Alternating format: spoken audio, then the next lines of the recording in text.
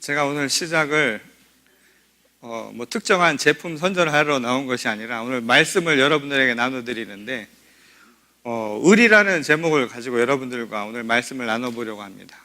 이 의리라는 말이 요즘에 한국에서 이 광고를 통해서도 그렇지만 아주 유행이라고 합니다. 최고의 의리는 무엇인가 했더니 이런 말이 있더라고요. 그 의리스도라고.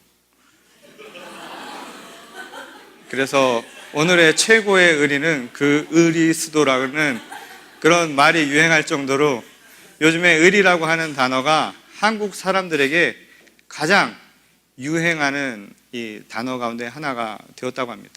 근데 왜 그럴까? 한번 뒤집어서 생각을 해보면 의리라고 하는 것이 어떻게 보면 남자들끼리의 이야기이기도 하지만 사람과 사람 사이에 일종의 정감을 나누는 모습이기도 하죠. 그런 의미에서 본다면 오늘날 우리 사회가 그렇게 교감을 갖기에 어려운 사회가 아닌가 한번 되돌아보게도 만들고요. 또 의리라고 하는 것이 서로를 신뢰하고 서로에게 믿음을 주는 관계라고 생각을 해본다면 그만큼 우리 사회가 신뢰가 없는 사회, 신뢰가 깨어진 사회가 아닌가라는 생각을 해보게 된다는 겁니다. 어떤 의미에서든 이 의리라고 하는 것이 우리 한국 사회에 이렇게 많은 사람들에게 이야기되고 그것은 다만 한국 사회뿐만 아니라 이민 사회, 우리 한국 사람들도 똑같지요. 여러분 식사하실 때 혼자 밥 먹으면 뭐라고 합니까? 참 의리 없다고 이야기하지 않습니까? 또 부부간에도 요즘에는 사랑으로 살지 않는다고 해요. 어떤 사람들이 이야기하더라고요. 부부 생활 한 10년 지나면 그때부터는 의리로 사는 거라고. 부부 의리. 그래서 의리집이 된다라는 이야기가 있는데 그만큼 이 의리라고 하는 것은 한국 사회 또 한국 사람들이 가는 곳 여러 곳에서 나타나는 현상이라고 볼 수 있을 겁니다. 그런데 이 의리라고 하는 말이요 영어로 오늘 지금 저 뒤에서 통역을 하는데 아마 굉장히 어려울 겁니다. 왜냐하면 의리를 영어로 표현할 방법이 없습니다. 이 말을 어떻게 설명을 하겠습니까? 지금 이야기를 그대로 설명을 다 해주십시오. 의리라고 하는 말이 그만큼 어려운 그리고 이해되기 어려운 아주 동양적인 가치 한국적인 문화뿐만 아니라 특히 유교적인 영향을 받은 동북아 국가들의 공통된 그러나 그들만의 고유의 정서라고 이야기할 수 있을 겁니다. 그래서 특별히 이 의리라고 하는 것을 강조하는 사회를 보면 이 사람들 간의 관계에 대해서 굉장히 중시 여기는 이 유교적인 성향들을 보게 되는데 특별히 이 일본 사회에서 이 의리에 대한 것이 굉장히 중요하죠. 의리라고 하는 것은 은혜와 등치되는 개념 중에 하나입니다. 그 은혜를 받으면 그 은혜에 대해서 되갚는다라는 것이 의리 개념이었죠. 특별히 무사시대를 지났던 일본에 있어서 의리라고 하는 것은 굉장히 중요한 것이었습니다. 오늘날 일본이 왜 기독교를 받아들이기 어려운가? 오늘 우리 집사님 찬양하시는데 하나님의 은혜 갚을 길이 없다라고 이야기를 하잖아요. 일본 사람들이 하나님의 은혜를 받을 방법이 없는 겁니다. 왜냐하면 의리를 지켜야 하는데 의리 지킬 방법이 없는 거죠. 한량이 없는데 어떻게 의리를 다 지킵니까? 그래서 포기하고 만 거죠. 누군가의 이야기인지는 모르겠지만 그 의리라고 하는 것이 그런 의미에서 때로는 우리들에게 어려움을 주기도 하는 것입니다. 문화인류학자인 루스 베네딕트라고 하는 이 사람이 일본에 주재하면서요. 일본을 비롯하여서 이 동북아 사회, 유교적 국가에서 나타나는 의리를 이 국화와 칼이라고 하는 유명한 책에서 이렇게 두 가지로 정의를 내렸습니다. 그 첫 번째는 뭐냐면 올바른 도리로서 사람이 쫓아가야 하는 길이다 라는 이야기입니다. 다시 말하면 정도, 옳은 길, 바른 길, 사람이 살아가는 원칙, 원리에 대한 겁니다. 세상을 움직이는 한 가지 원칙이 있는데 그 원칙, 인간이 따라야 할 반드시 그 원칙이라는 게 존재한다는 것이죠. 의리란 바로 그것을 가르치는 말이라는 겁니다. 실제로 의리라는 말은 의와 리라고 하는 말은요 유교 사회에서 굉장히 중요한 덕목과 가치입니다. 의와 리는 원리와 원칙을 나타내는 가장 상위의 개념이죠. 우리가 성경적으로 신앙적으로 바꿔서 그 말을 이야기해보면 이렇게 표현할 수 있을 겁니다. 예수님께서 우리에게 말씀하시기를 나는 길이요 진리요 생명이라고 얘기하시지 않았습니까? 그 길이요 진리요 생명인 게 무엇입니까? 세상을 움직이는 원리요 원칙입니다. 이 의와 리라고 하는 것이 바로 동양 사회에서는 그런 원칙과 원리에 해당된다는 말이었죠. 그게 좋은 말입니다. 근데 이 두 번째 일반적인 일상적인 개념이에요. 조금 우리들 사회를 변화시키게 만들었죠. 그 두 번째 의미는 무엇이냐면 세상에 대한 보답으로 본의 아니게 행하는 일이다 라는 이야기입니다.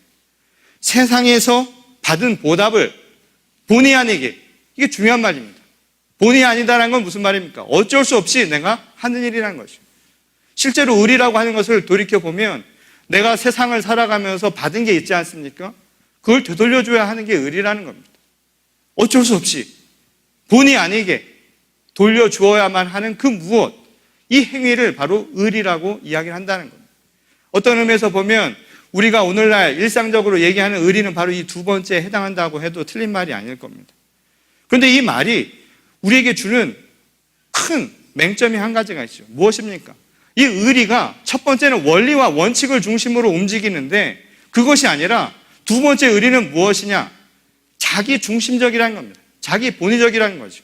예컨대 누군가에게 받은 것을 갖는다라는 것이 마치 다른 사람을 위해서 주는 것 같지만 결과적으로 보면 다 자기 위해서입니다. 누군가에게 받을 거를 생각해서 주는 경우도 마찬가지죠. 예컨대 우리가 세상을 살아가면서 사람 관계를 무시할 수 없잖아요. 의리를 따지게 된다 이 말입니다. 그러다 보니 여러 가지 문제들이 발생을 하는 것이죠. 이 지난주 이 대한민국 이 월드컵 축구 대표팀이요. 정말 답답해서 정말 죽는 한 주였습니다. 힘든 한 주였죠. 그런데 이 축구가 왜 이렇게 됐는가? 많은 이야기들 중에 이런 이야기가 있죠. 국가대표 감독이 의리로 선수를 선발했다. 그것이 하나의 문제였다는 겁니다. 자기가 함께 해왔던 사람들을 의리로 뽑았다는 것이죠. 의리라고 하는 것이 하나의 원칙이 있어서 능력과 실력 중심으로 뽑은 것이 아니라 관계를 중심으로 뽑아서 그런 문제가 생겼다는 겁니다. 개인 중심이라는 것이죠. 그 어디 비단 축구 얘기만이 아니죠. 한 국가도 마찬가지 아닙니까? 그 의리라고 하는 것이 어떤 문제를 갖고 옵니까? 인사를 하는데요. 사람을 선출을 하는데 개인적인 관계로 뽑는다면 원리 원칙이 무너진다면 어떻게 되겠습니까? 그것은 공의가 무너지는 결과를 가져오게 되는 것은 불을 보듯 뻔하다는 것이죠. 그런 의미에서 이 의리라고 하는 것은 어떤 의미를 갖느냐에 따라서 아주 다른 상황을 우리에게 가져다 줄 수도 있다는 겁니다. 그런 의미에서 오늘 우리가 읽은 이 본문 말씀은요, 정말 의리가 무엇인가, 우리가 지켜야 할 의리, 인간으로서 지켜야 할 도리가 무엇인가에 대한 분명한 이야기를 가르쳐 줍니다. 여러분, 진짜 의리가 무엇인가 한번 오늘 본문 말씀을 통해서 살펴보도록 하겠습니다. 오늘 우리가 읽은 첫 번째 본문 말씀이죠. 창세기의 말씀은 너무나 잘 알려진 이야기 아닙니까? 하나님께서 그의 종 아브라함을 부르셔서 내 사랑하는 아들 이삭을 나에게 희생 제물로 바쳐라 라는 이야기입니다. 그리고 그 이야기를 들은 아브라함은 그의 아들을 데리고 하나님께서 명하신 곳으로 가서 그를 번제물로 드리려 했다라는 것이 이 이야기의 핵심 내용이죠. 그리고 이 이야기는 결국 우리에게 잘 아는 순종에 대한 의미를 가르쳐준다라고 우리는 알고 있습니다. 곧 믿음이란 무엇인가? 하나님의 말씀을 잘 듣는 것이다. 순종하는 것이다 라는 겁니다. 다른 말로 바꾸면요, 의리를 지키는 것입니다. 하나님과의 의리를 잘 지키는 것, 이것이 중요한 것입니다 라는 이야기를 오늘 본문 말씀이 우리에게 가르쳐주고 있다라고 많은 사람들이, 또 우리는 지금까지 그렇게 알고 있었던 내용입니다. 그런데 말이죠, 여기에는 한 가지 우리에게 중요한 질문을 던지게 됩니다. 왜 하나님이 그의 사랑하는 아브라함에게 이런 혹독한 시험을 치르게 하셨을까요? 과연 믿음이라는 게, 의리라는 게 과연 이런 것일까요? 그런 생각 들지 않으십니까? 왜 하필 그 사랑하는 종에게 자기의 가장 사랑하는 아들, 얼마나 어렵게 낳은 아들입니까? 그 아들을 제물로 바치라는 그런 시험을 하셨을까요? 저는요, 도대체 이해가 되지 않는 대목 가운데 하나가 이겁니다. 하나님은 다 아시잖아요. 다 아시는 분이 굳이 이런 시험을 뭐하러 하십니까? 왜 하셨을까요? 여기에 중요한 질문이 있지 않습니까? 우리도 모르는 새 말이죠. 오늘 본문 말씀을 무조건적인 순종, 믿음이야말로 우리가 갖춰야 할 모습이라고 우리가 늘 생각하면서 살지 않습니까? 근데 정작 이런 상황에 닥쳐 있으면 어떻게 되겠습니까? 중요한 것은요, 이 아브라함의 마음, 이삭에 대한 이야기는 전혀 그 안에 고려가 되어 있지 않은 상황 아닙니까? 우리가 흔히 그런 이야기를 하죠. 모든 것은 하나님의 뜻입니다. 하나님의 말씀, 하나님의 뜻입니다. 죽고 사는 것도 하나님의 뜻입니다. 힘들고 고통받는 사람에게 가서 이거 다 하나님의 뜻입니다. 그거 당하는 입장에서 당해보지 않은 사람은 모릅니다. 당하는 입장에서 하나님의 뜻이라고 하면 얼마나 힘들겠습니까? 세상 사람들은 다 반대하는데요, 이거 다 하나님이 주신 하나님의 뜻이라고 해서 구중궁궐 같은 예배당을 짓습니다. 그리고 말하기를 이게 다 하나님 뜻이었다라고 얘기하면 할 말이 없어버리죠. 나라를 잃어버린 것도 원통한데 말이죠. 멀쩡한 아녀자들을 데리고 가서 강제로 위안부를 만들었는데 이것도 우리나라를 가르치려고 하는, 우리 민족을 가르치려고 하는 하나님의 뜻이었다라고 이야기하면 얼마나 미칠 노릇입니까? 우리는 다 알죠, 그게 무슨 말인지. 하지만 중간 과정과 설명 없이 만약 그것을 하나님의 뜻으로 다 이야기해버린다면 어떤 문제가 생기겠냐 이 말입니다. 곧 하나님의 뜻을 곡해할 수 있는 결과를 가져오게 된다. 맹목적인 신앙, 맹목적인 믿음을 가져오게 된다는 겁니다. 의리도요, 맹목적인 것으로 만들어버린다 이야기인 겁니다. 결국 자기 중심적인, 귀에 걸면 귀걸이, 코에 걸면 코걸이식의 의리를 만들어낼 수밖에 없다는 겁니다. 그러면 정말 하나님과의 의리, 믿음의 핵심은 무엇인가요? 그냥 듣는 것, 그냥 따르는 것, 과연 그것이 우리가 말하는 의리고 참 의리고 참 믿음입니까? 오늘 우리가 읽은 또 다른 본문이죠. 마태복음은 정말 의리가 무엇인가, 참 믿음이 무엇인가, 그래서 순종하는 것이 무엇인가를 이렇게 이야기합니다. 예수께서 제자들을 파송하면서 하신 말씀이었죠. 무엇이었습니까? 그 제자들에게, 그 제자들의 말을 듣는, 그래서 그들의 말을 듣는 사람들, 오늘 본문 말씀에서는 제자들을 맞아들이는 사람들은 곧 나를 맞아들이는 것이요, 나를 맞아들이는 사람은 곧 나를 보내시니 하나님 아버지를 맞아들이는 것이다 라는 이야기입니다. 근데 이 맞아들인다라는 이 말은 헬라 원문에는 뭐라고 쓰여 있냐면 데코마이라는 단어를 사용하고 있습니다. 이 데코마이라는 말은 맞아들인다, 영접한다라는 의미도 있지만 다른 의미로는 듣는다라는 의미가 있습니다. 잘 듣는 겁니다. 그냥 듣는 게 아니라 우리가 흔히 말해서 경청한다라는 우리말이 있죠. 주의 깊게 듣는 겁니다. 곧 그 말을 다시 번역을 해보면 제자들의 말을 주의 깊게 경청하는 사람은 곧 내 말을 주의 깊게 경청하는 것이요, 내 말을 주의 깊게 경청하는 사람은 곧 나를 보내시니 하나님의 말씀을 경청하는 것이다, 이런 말이 된다는 겁니다. 근데 여기에는 이 듣는다라는 말과 또 다른 한 가지 중요한 메시지가 그 안에 담겨져 있습니다. 그것은 무엇입니까? 제자와 예수님과 그리고 아버지 하나님, 비록 소리는 다르지만 그 소리 하나가, 메시지가 다 무엇입니까? 같다라는 얘기 아닙니까? 제자가 하는 말이나 예수님이 하는 말이나 곧 하나님의 말이 같다라는 이야기입니다. 이게 전제가 되어야 된다는 얘기죠. 무슨 말인지 아시겠습니까?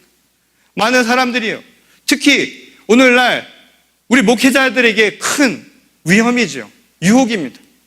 제 말이 곧 하나님의 뜻입니다. 이거 얼마나 위험한 얘기입니까? 성도들이요, 가끔씩 그런 말씀합니다. 목사님의 말씀은 하나님의 말씀처럼 들어야 된다고.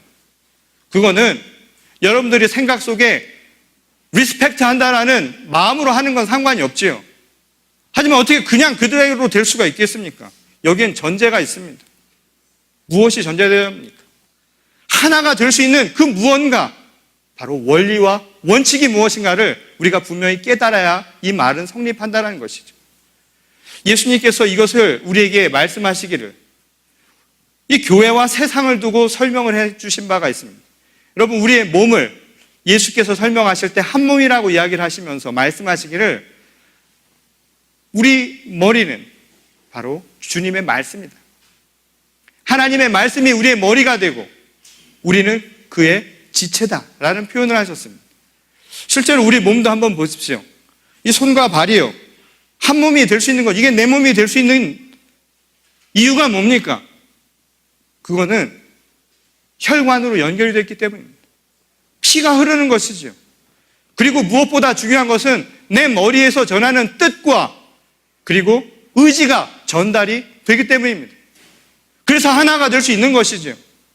내 몸에 붙어 있어도요, 내가 머리에서 전하는 걸 제대로 하지 않으면 내 것까지 아는 겁니다. 내 몸이 아닐 수도 있는 것이죠. 그러니 중요한 것은 무엇입니까? 바로 머리로, 말씀으로 하나가 되어야 한다는 겁니다. 곧 제자들의 메시지를 듣고 내 메시지를 들은 것과 같고, 내 메시지를 듣는 것이 곧 아버지 하나님의 말씀을 듣는 것과 같다라는 것의 핵심은요, 한 가지라는 것이죠. 무엇입니까? 자기 생각이 아니라 바로 하나님의 생각이 모든 것을 움직인다라는 이야기입니다. 오늘 듣는 것, 데코마이의 핵심을 예수께서는 이렇게 이야기하는 거죠. 자기 중심이 아니라 바로 하나님 말씀을 원리와 원칙으로 삼아서 그것이 우리를 하나로 만든다라는 것. 이것을 주의 깊게 들을 수 있는 마음을 가지라는 겁니다. 그런 의미에서 오늘 본문 말씀을 다시 되돌아와서 살펴보도록 하겠습니다. 아브라함이 하나님의 말씀을 듣고 그리고 하나님의 말씀대로 행하는 그 의리를 보여주었던 그 모습이 무엇이었을까? 오늘 이 이야기는 단순히 하나님의 말씀을 듣고 행했다라는 것에 핵심이 있는 것이 아니라 데코마이를 어떻게 했느냐? 바로 거기에 더 중요한 포인트가 있다라는 것이죠. 오늘 본문 말씀을 보면 아브라함이 3번의 들음이 있습니다. 그 첫 번째가 무엇이었냐면 오늘 본문 말씀 2절에 나오죠. 하나님의 음성을 듣는 것이었습니다. 여러분, 하나님의 음성을 듣는 것은 무엇이었습니까? 곧 내 사랑하는 아들 이삭을 데리고 가서 번제물로 드리라 라는 것이었습니다. 이 이야기를 듣고 진짜로 아브라함은 길을 떠난 것이죠. 많은 사람들이 여기에서 아브라함의 의리를 봅니다. 진짜 의리 있는 사람이라고, 정말 믿음의 사람이라고. 순종은 다른 것이 아니라 아무런 꺼리낌 없이 이렇게 행할 수 있는 것이라고 생각하는 것 아닙니까? 그런데 말이죠, 많은 사람들이 놓치고 있는 포인트가 한 가지 있습니다. 오늘 번제물로 드리라고, 자기 아들을 번제물로 드리라라고 하는 그 이야기 가운데 많은 사람들이 놓치고 있는 것 중에 한 가지가 뭐냐면 바로 모리아 산으로 가라라는 말씀입니다. 실제로 오늘 본 말씀이 일어났던 이 장소에서 말씀을 듣고 모리아 산까지 가려면요, 약 사흘 길이라고 합니다. 사흘의 길입니다. 사흘의 길. 그 사흘 길을 걸어가면서 아브라함은 도대체 무슨 생각을 했을까요? 한번 생각을 해보십시오. 하나님의 뜻이라고, 이게 하나님과의 관계를 유지하는 의리라고 생각하고 믿음이라고 생각하고 막상 길을 떠난 아브라함을 한번 생각해 보십시오. 어떤 생각이 들었을까요? 100세가 다 돼서 얻은 아들, 눈에 넣어도 아프지 않을 그 아들을 제물로 바치라는 하나님의 말씀을 듣고 길을 떠나긴 떠났는데 그 사흘 동안 도대체 무슨 생각을 했을까요? 별의별 생각 들지 않았을까요? 여러분 같으면 그런 생각 들지 않겠습니까? 이 사흘이란 말이에요. 굉장히 중요한 이야기입니다. 이 사흘 동안은 어디 가는지도 모르고 가는 아들을 데리고 걸어갔던 그 사흘 길, 그 길이요, 아브라함에겐 중요한 인생의 순간이었을 겁니다. 그래서 많은 영성 프로그램을 보면 사흘이라는 이 세 번째가 중요하죠. 뚜레스 디아스라는 말 아시죠? 뚜레스 디아스라는 말이 무슨 말입니까? 3일입니다. 3일. 영성도 3일을 하고 나면 달라지는 거예요, 사람이. 제가 그래서 여러분들에게 부탁드리고 싶은 것은요, 뭔 얘기를 하고 뭔 결정을 할 때 그냥 즉각 하지 마시고 3일만 참아보십시오. 3일만 생각해보라 이야기입니다. 누가 무슨 얘기를 하면 듣고서는 그대로 반응할 게 아니라 3일 동안만 한번 생각을 해보십시오. 3일, 사흘 동안 어디 왼수 같은 사람이 뭐라고 이야기를 해도 사흘간만 한번 견뎌보십시오. 남편이 말을 안 들어도 한 사흘만 지켜보십시오. 반대도 마찬가지입니다. 그래서요, 초려하는 것도 삼고초려라고 하지 않습니까? 세 번을 참고 3일을 참는 거예요. 아브라함이 갔던 그 사흘 길은요, 단순히 믿음이라고 하는 것이 듣고 간 것이 중요한 것이 아니라 그 사흘 길 동안 무엇을 했겠느냐라는 것에 더 중요한 핵심이 있다는 겁니다. 그 사흘 길 동안 아브라함은 분명 자신의 인생을 되돌아보고 자신의 아들에 대한 생각을 했을 겁니다. 그리고 그가 결국 그의 신앙 속에서 변화된 모습이 나타나게 됩니다. 오늘 본 말씀을 보게 되면 두 번째 들음이라는 것이 있지요. 그것은 무엇인가 하면 바로 아들 이삭이 그에게 묻는 이야기였습니다. 아들 이삭이 그 모리아산에 다 달아서 아버지에게 묻죠. 번제물은 어디 있냐고 묻습니다. 사흘길 다 가서 이제 죽음을 눈앞에 둔 아들이 그에게 던진 이야기가 무엇입니까? 번제물은 어디 있냐고. 그때 아브라함이 무엇이라 대답을 했습니까? 하나님이 다 예비하셨다는 겁니다. 하나님이 다 예비하셨다. 이미 그 사흘 길을 지나면서요, 아브라함에게 큰 변화가 있었던 거죠. 그 변화는 무엇이었는가 하면 바로 하나님이 예비하셨다라는 믿음을 갖게 되었다는 겁니다. 시선이 변화가 된 것이죠. 처음에 그저 듣고선 간 것이 아니라 그가 진정 믿어야 할 것은 다른 것이 아니었다는 겁니다. 하나님이 가서 내 자녀를 제물로 바치라는 그 말을 듣는 것이 중요한 게 아니라 주의 깊게 듣는 데코마이는요, 헤아림 속에 깨달음 속에서 그가 들은 소리는 무엇이었냐면 하나님은 예비하시는 분이라는 사실이라는 겁니다. 주의 깊게 듣는 것, 데코마이의 핵심이 바로 여기 있는 것이죠. 우리가 하나님의 음성을 듣는 모습이 바로 이것입니다. 내 중심으로 듣는 것이 아니라 바로 하나님 중심으로 변화된 것입니다. 그것을 나타내는 것이 무엇입니까? 이미 아브라함의 마음속에서는 이것이 어쩔 수 없이 행하는 일이 아니라 바로 하나님이 예비하셨다라는 하나님의 말씀에 대한 원칙이 마음속에 서 있었다라는 것입니다. 어쩌면 처음 떠날 때 하나님이 내 자식을 바치라라고 했을 때 그의 마음속에서는 어쩔 수 없이 갔을 수도 있을 겁니다. 이게 믿음이라고 생각하고 이렇게 해야만 한다고 의리 지키느라고 했는지도 모른다 이 말입니다. 그런데 사흘 길을 지나면서 그에게 든 것은 그것이 아니었지요. 진정한 믿음은 무엇이었냐? 하나님의 메시지는 내 자녀를 바치라는 것이 아니라 내가 너를 예비하고 있다라는 바로 그 믿음이라는 것입니다. 이게 바로 우리가 고백해야 할 것이라는 거죠. 그래서 어쩔 수 없이 내 중심으로 지키는 것이 아니라 이제 하나님이 나를 구원하시고 우리를 이끄신다는 바로 그 믿음이 바로 그를 믿음의 자녀로 변화시켰다는 것을 그 스스로도 깨닫게 되었다는 것입니다. 곧 순종, 의리는요, 다른 것이 아닙니다. 내 중심에서 그 시선이 하나님 중심으로 변화되는 것입니다. 어쩔 수 없이 행하는 것이 아니라 바로 하나님은 살아계시고 그 하나님은 나를 시험해서 나를 믿음을, 순종을 시험하는 분이 아니라 이 모든 것을 예비하고 계시다라는 사랑의 하나님이라는 사실을 깨닫는 것에 바로 이 이야기의 핵심이 있다는 것이죠. 그러니 오늘 이 본문의 내용은 그저 단순히 하나님의 말씀을 듣고 순종하는 이야기가 아니라 사실은 어떻게 순종하느냐, 그 이야기를 우리에게 가르쳐주고 있다는 겁니다. 그 순종의 핵심은 다른 것이 아니에요. 바로 주님은 우리와 함께 하시며 우리를 살리시는 분이라는 확신을 얻는다는 겁니다. 오늘 본문 마지막에서 아브라함은 또 한 번 듣죠. 그 들음은 누구로부터 듣는 것입니까? 바로 천사로부터 듣는 것이었습니다. 바로 하나님은 복 주시는 분이다.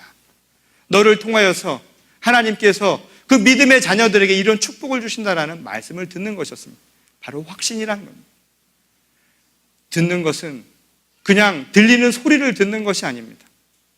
그래서 내 중심으로 어쩔 수 없이 내가 그것을 듣고 행하는 그것이 신앙이 아니라 더 깊이, 더 경청하며 데코마이 하면서 그 안에 담겨져 있는 하나님의 메시지를 내가 깨달아 알게 되는 것입니다. 오늘 본문 말씀의 이야기를 다시 한번 기억해 보시기 바랍니다. 오늘 하나님의 말씀은 무조건적인 신앙, 무조건적인 순종이 아니라 우리에게 진정한 들음은, 진정한 깨달음은 사실은 내 중심으로 듣는 것이 아니라 하나님 중심으로 듣는 것으로 변화되는 것. 그래서 오늘 이야기는 사흘기를 통하여서 어떻게 한 사람의 신앙이 성장해 가능한가를 보여주는 이야기임을 우리에게 가르쳐 준다는 것이죠. 오늘 우리들의 신앙 모습도 마찬가지입니다. 오늘 진짜 의리는 무엇인 줄 아십니까? 진짜 의리는 내 중심이 아닙니다. 그것은 집착이고 아집이죠. 오히려 내가 듣는 길을 열어서 하나님의 말씀을 듣는 것입니다. 그리고 그 하나님의 말씀을 듣는 것은 내 중심으로 듣는 것이 결코 아닙니다. 하나님 말씀이 주인이 되어서 하나님의 시선으로, 하나님의 입장으로 그 이야기를 들을 때 진정한 하나님의 뜻이 우리 안에 새겨질 줄 믿습니다. 그리고 진정한 의리를 하나님과 맺는 저희 모두가 될 수 있기를 바랍니다. 여러분, 진짜 의리를 오늘 이 주 안에서 찾으시는 여러분 모두가 될 수 있기를 주님의 이름으로 간절히 축원합니다. 우리 다 같이 기도하시겠습니다.